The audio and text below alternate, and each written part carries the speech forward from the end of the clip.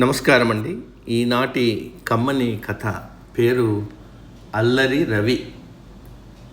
ఒక ఊరిలో రవి అనే అల్లరి పిల్లాడు ఉన్నాడు. అందరినీ ఏడిపించి ఆనందించేవాడు. రవి తరగతి గదిలో అందరికంటే బలంగా ఉండేవాడు.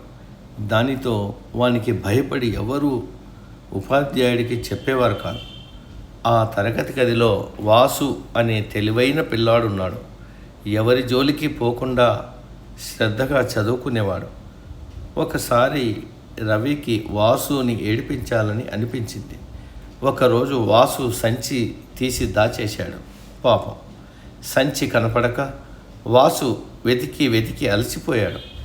రవి తనకేమీ తెలియనట్టు గమ్మున కూర్చున్నాడు. రవియే సంచి దాచింటాడని వాసుకి తెలిసినా అడగడానికి భయపడి ఏమీ చదువుకోలేకపోయాడు. దానితో తర్వాతి రోజు ఉపాధ్యాయుడు అడిగిన వాటికి జవాబులు చెప్పలేక తన్నులు తిన్నాడు. వాసు బాగా ఆలోచించాడు. ఎలాగైనా సరే రవికి బుద్ధి చెప్పాలనుకున్నాడు. అంతకు వారం ముందే వాళ్ళ ఎదురింట్లో ఒకతను దిగాడు. కండలు తిరిగిన ఒంటితో పెద్ద మల్లయోధునిలా ఉన్నాడు. అతను పరుగు పందెంలో ఎన్నో బహుమతులు సాధించాడని విన్నాడు. అతన్ని చూడగానే వాసుకి ఒక ఆలోచన తలుక్కున మెరిసింది. రవికి పందాలు కాసే పిచ్చి ఎక్కువ. అందరి పిల్లల ముందు వాసు రవితో పందెం కాశాడు. నేను ఒక అతన్ని చూపుతాను, నీవు వెనక నుంచి రాయితో కొట్టి దొరకకుండా పారిపోవాలి అన్నాడు.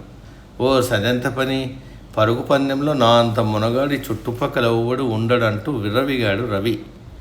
వాసు మల్లయోధుణ్ణి చూపించాడు. రవికి అతని గురించి తెలియదు కదా. పోతూ ఉంటే వెనక నుంచి రాయి తీసుకుని ఒక్కటి పెరిగాడు. అంతే, ఆ దెబ్బకు ఆయన తల టప్పుమని పెద్ద బుడిప కట్టింది.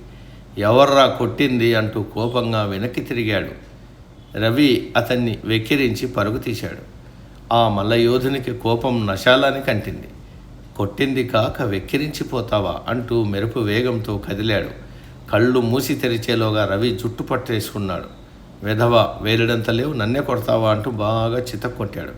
అది చూసి బడిపిల్లలందరూ కింద మీద పడి నవ్వారు.